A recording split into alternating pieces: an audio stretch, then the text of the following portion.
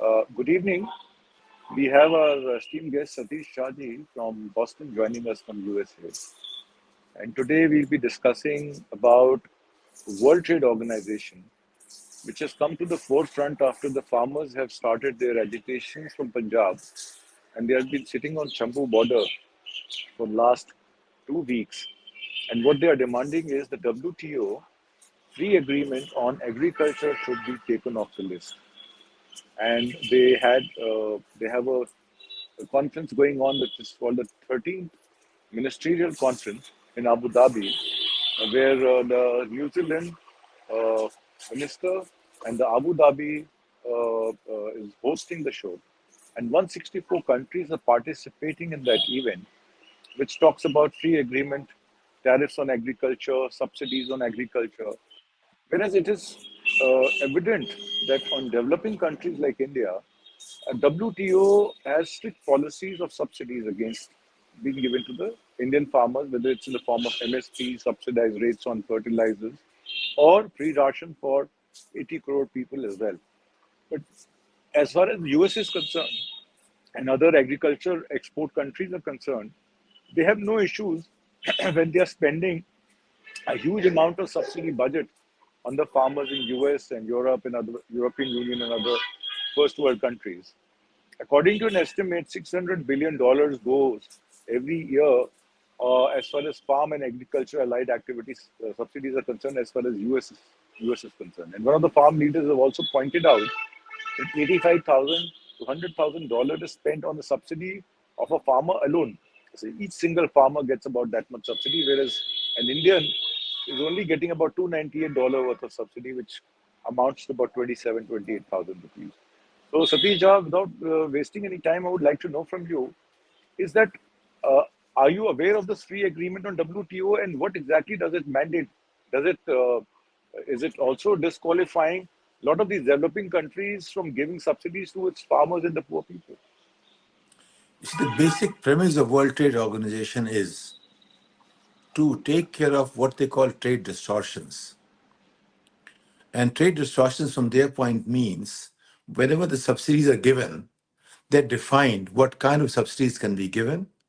And they're not defined as subsidies. They're supposed to be some kind of promotion.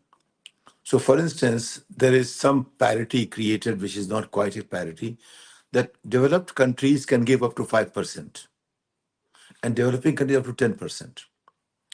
But the effect, the way it When you takes, say depends. 5% or 10%, sir, that means 5%, 10% of the GDP.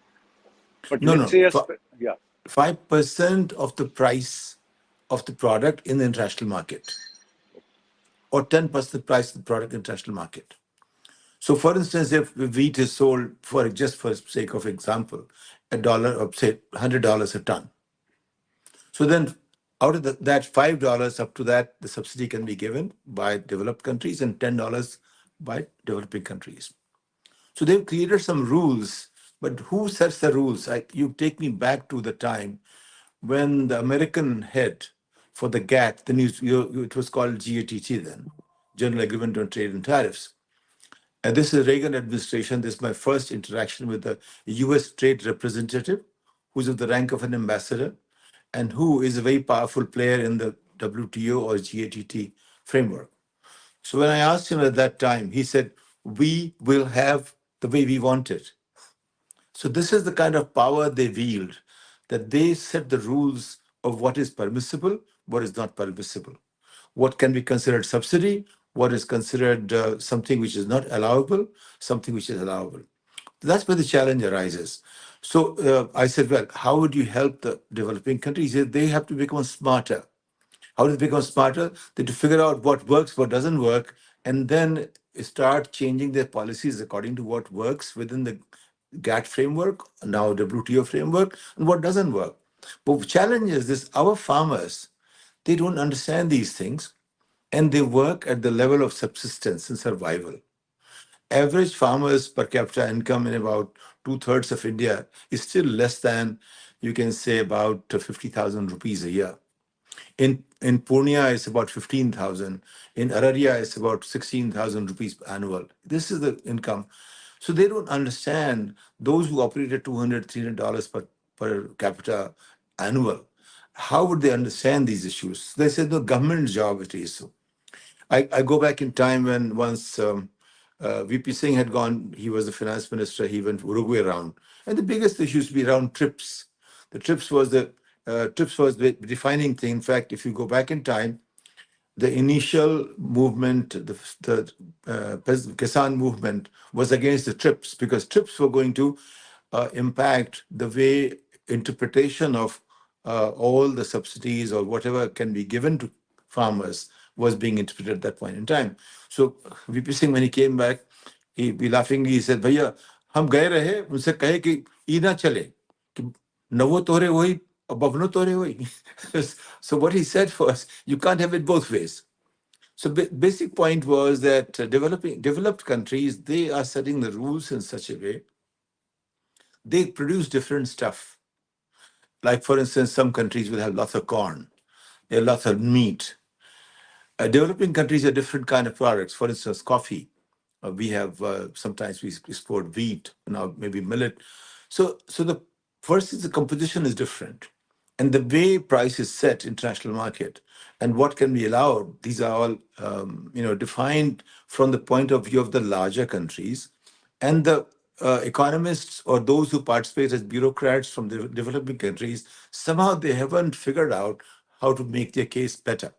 And that's been always a very challenging, issue with in dealing with GATT or WTO now, that we argue from ideological point of view.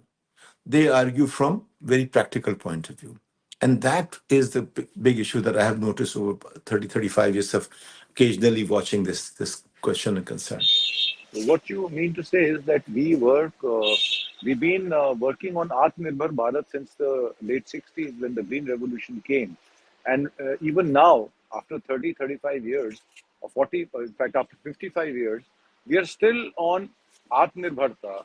We're trying to make our people feed so that they don't go hungry. And that is why 80 crore people have been given free rations to make them Labharti on the Indian budget. That doesn't amount to subsidy though, but it also uh, reflects very poorly on our global hunger index where we are 111, where we were much above there.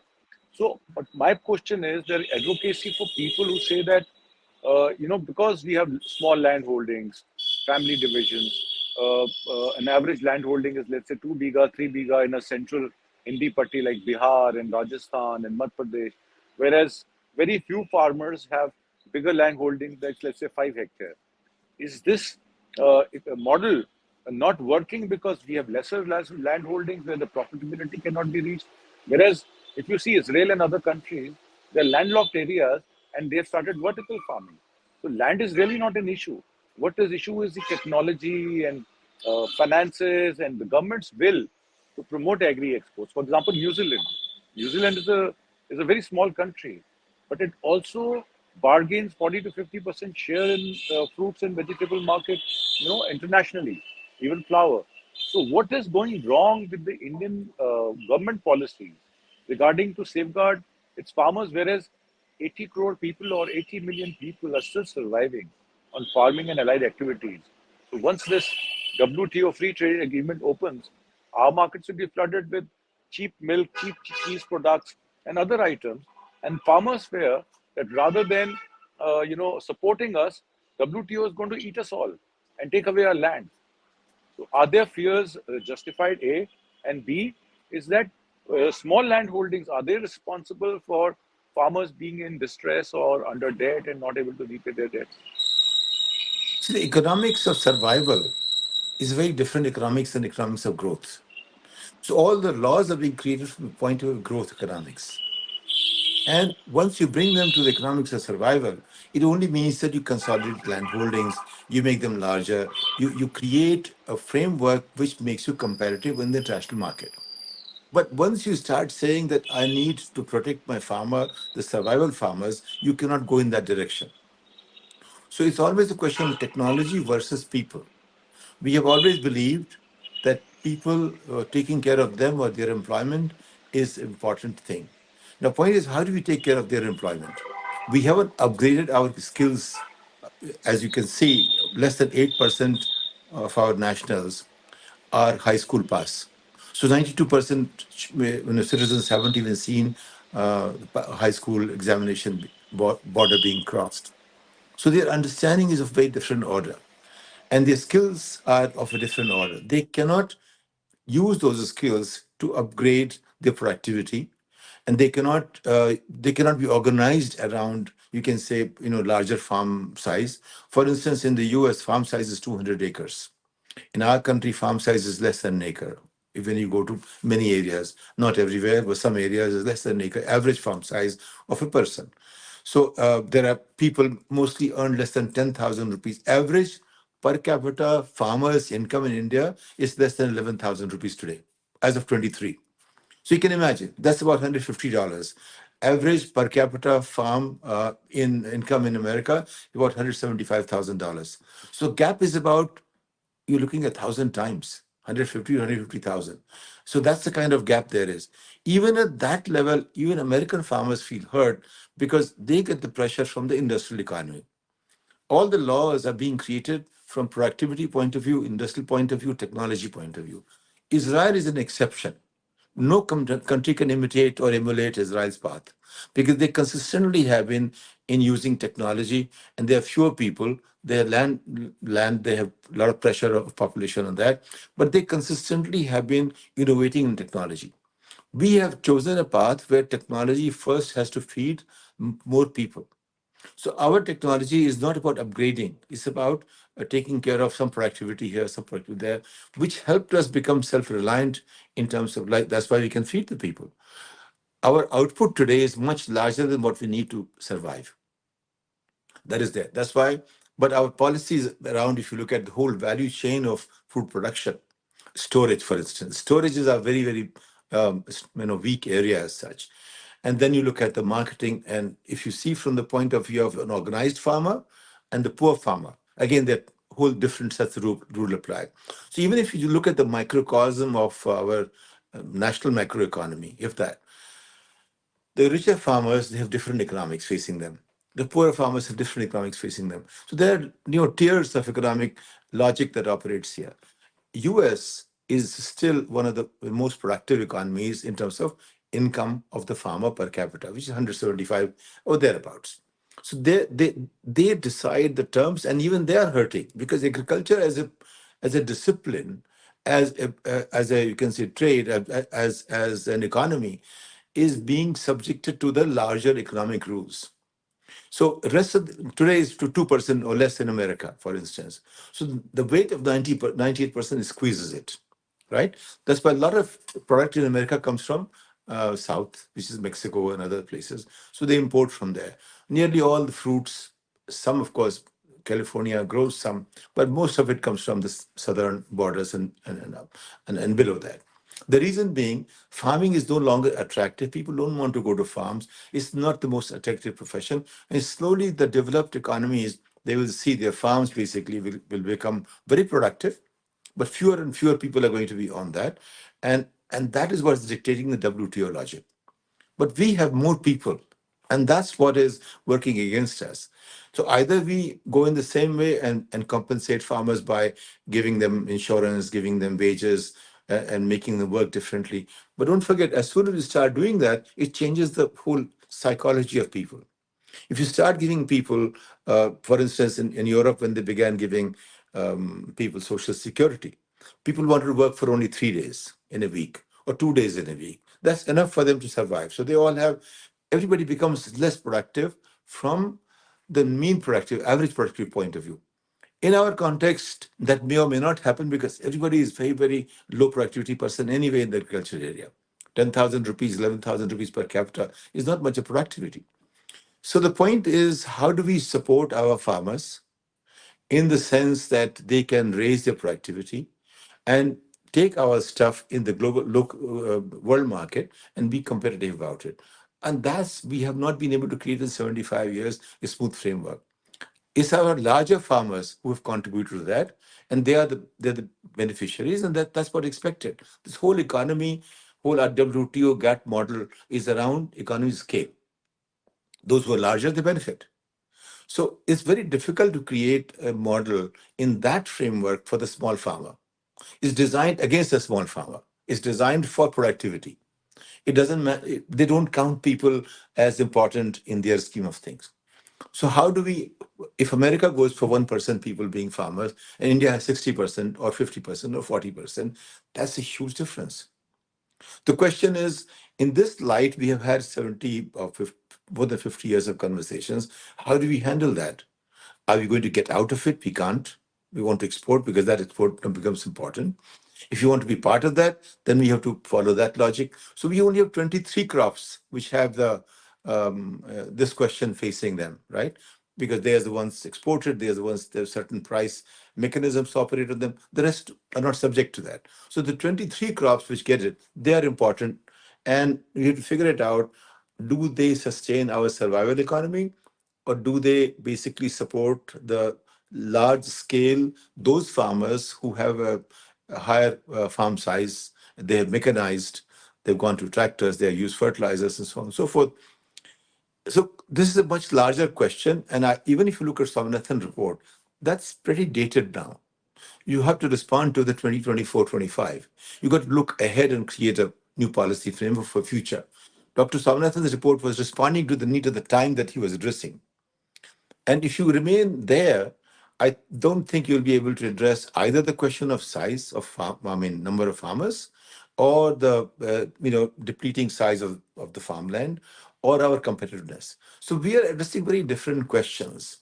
The question is, what is our interest? We cannot get out of WTO. Because if you get out WTO, then many other things get impacted. You can't just say this will be in WTO, that will not be in WTO. It's a package deal. Everything has to be in it. So these are very large questions. The question is, our policymakers, they haven't found a solution for this. And that's what the worrying part is. So I can So what understand you the say, demand of the farmers. Yes, go ahead. uh, in a nutshell, what you mentioned was the average farmer, an American farmer, earns about $175,000 a year, though he gets a subsidy of about $85,000 a year. An Indian farmer is getting an income of 10 to 11,000 rupees as per the data, which makes it 27 rupees a day, about 10 to 11,000 average per capita income. But the government is not even spending half of what he is making, irrespective of what he is making. So even if the government support comes to that way, whereas just the Samman Nidhi of 6,000 rupees is not enough for a farmer. What you can do is you can develop whatever land he is. As when you mentioned 23 crops, let me tell you 70% of MSP gets exhausted in procuring only paddy and wheat, which is rice and wheat. Rest Exactly. subsidy is very marginal because the FRP rates are given for sugar cane, which is paid by the factory. So the government is not involved. Cotton Corporation is not even sourcing 2% of what the cotton production is. And with the new GM seeds, there have been problems of pesticides and the pink bomb. Jute Corporation or other cereals like millets, those wonder cereals like millets and other things, they have not gone to a level because this was the year of millet and government did nothing in procuring them. I can tell you in Haryana and Rajasthan, there's so much of millet production, but none of them pay the MSP, and they sell about $1,000 below the MSP price. For example, if the rate for let's say millet is 6,500 MSP defined, a farmer does not even get 4,500 rupees. So that's the problem. That's the challenge. How do we address that? Because the government is not showing any willingness to for crop diversification also. And when you ask for MSP, which has been given by Swaminathan Commission report, as you said, it's dated, but that dated commission report has also not been implemented. That's the That's right. part in last 50 years. So the farmer is only saying what you did, what you should have done in 50 years back. Even if you do it now, we can self-sustain ourselves and make our next generation skilled enough to find suitable jobs. They're not saying they'll be including them in farming or they should also be the farmers, but they're saying at least make us eligible or make us responsible to train the next generation, which can go into making logic chipsets, we can go into making engineering, which can go into be making doctors. But those opportunities will open once they have ready income in their hand. When you talk about social wages, if given in a first world country, would definitely encourage non-working because people would like to work less. But what I believe is, if you provide the same social wage in a country like India, it is definitely a level that you're going to pay. You're paying for them to get basic things like education, sanitation, a house and a toilet, where their girl child or their women of the household do not have to defecate in the open. So social wage is definitely necessary for developing countries, for them to sustain themselves. After that, you create opportunities for them. But unluckily, those opportunities at the right time were never created. Discussions keep happening. We can always blame that the organizations abroad, whether it's GATT or WTO or first world countries, they will try to drive maximum benefits out of you whenever they want to. You That's right. can't stop them. But you should have been guarded enough. You should guard enough your population. Because if you remember, till the economy opened up in the early 90s, uh, the global effect of meltdown, economic meltdowns, or you had your housing bubble problem, it never affected India. In the 90s, also, even 2008 global meltdown, there was not much effect on India. India was growing on a trajectory of 8.5%. Suddenly, after 2014, even if a first world country sneezes, or if there's a war in Ukraine, or if there Yes. is some crisis amongst Iranian and Houthis in Yeah. Yemen, the effect is very, very much visible in India. So probably I think we are aligned more with the outside world, whereas we'll have to try and protect our vulnerable societies in order to survive because we are more responsible. We have 14 billion people to answer to. And it is very important before we sign any contract, any business deal, or be part of any organization. First and foremost, we should be try to protect these people and then go and sign contracts by saying, okay, we will bring in so much FDI into agriculture or other allied industries. Unless you protect your own, how can you fight others? That's where You the see the challenge comes in. yeah. You see the very good thing here. You said lots of good things. You said, but the fact is, if we see the rule and we address our questions in that light, we can handle it. For instance, if you give farmers money for education, give them for sanitation, you make their life better. That doesn't count. Instead of giving it to them as a subsidy, you give to them social development. That doesn't count. So what America does is it doesn't qualify or classify the money given as subsidy. You use that incentive rather than subsidy. Social development rather than subsidy. How you give the money, how you classify the money, that's what makes a difference. Same thing happens in industry. How does the chartered accountant take an expense? That decides whether the expense is treated this way or that way. That's how an Apple computer or GE, they pay zero taxes on $30 billion income. Because how does the chartered accountant classify that particular item of expenditure? So that is at that level, India has to start working smartly. And that's what the USTR told me in 1988 when I happened to be just in the middle of that conversation with him because I was a foreign policy making fellow in the US and Washington D.C. area, and I learned that they always work very smartly to what helps them at the cutting edge of policy. We work with idealism, and that idealism allows us noise but doesn't translate into something which helps us. So, how do you classify the same thing that you give? I give it for education, that doesn't count. I give for healthcare, it doesn't count. Better water doesn't count. Better home doesn't count. So give it to them in a way that doesn't count towards that. And point is, it's a matter of detail. But in general, basic principle is you got to be smarter about how you help your own people. Secondly, education is something we have really, since 1947, haven't paid any attention to. Like, if you look at South Korea, 99% people are claimed to be graduates. And the qualification or the schooling system there it compares on average with the best that we have. So the average compares to our best, and 99% have education. The result is in 1947, India began at $52, $53 per capita income. Korea began at 48, 49, a little lower than us. Today, they are 18 times bigger than us per capita income wise because they upgraded the population. I think we have to start thinking of how to upgrade our population. Every person who is better skilled, better educated is a productive citizen. Demographic dividend only works when everybody is competent. It doesn't work just because we have two legs and two arms, and it's a question of our capabilities to handle things. So we haven't paid attention to people poor. I've always tried to say for 20, 25 years that when it comes to people looking at the policies about the poor people, we have performed very poorly. And we pay attention very poorly as well, because people don't understand. People who make policies, they belong to the top 1 to 3% population. They may study in courses, they may study subjects here and there, but those who study in America, they don't study Indian agriculture, they don't understand Indian poverty, they study Mexican poverty. I mean, majority of them. Very few understand it. So we keep learning even about ourselves from others. We haven't created something. Whatever we have created in quality terms, in terms of understanding and depth of knowledge or clarity, is very, very, you can say, minimalistic, and or doesn't quite meet the standards that the world has set to understand itself. So there's something missing here in our education system, in the way we look at our poor, the way we look at those we can afford to ignore. So those who are vocal, they get something out of it. So I think movements like farmers' movements are important, because if they are not, their voice will not be heard.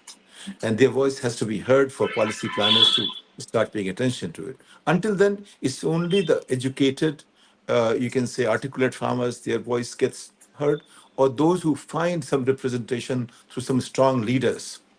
That may be, but the overall balance that happens of negotiation, it still goes in favor of those who are more articulate or better organized, or those who can make their cases better, and the majority gets left behind. It's like I remember Lalu Yadav. He said one time, you should experience the world through what I'm experiencing, because I represent you. That's what has happened. So you have to be happy with that your leader is experiencing everything. So therefore you are experiencing because your leader is experiencing. But the fact is that we haven't paid attention to our poor and our farmers and our particularly smaller farmers. There are a lot of talk and conversation in economic policies. We have many forums otherwise. Prices Commission is there. APC does every year a few things, but they're confined to a few things, and it's gone consistently over a period of time. It's confined to a few products, and they keep talking about it, keep doing some negotiation happens, but that is confined to this. One other part is we have to not forget that we are part of a global system, whether we like it or not, and I that we should agree. never And forget. Yes.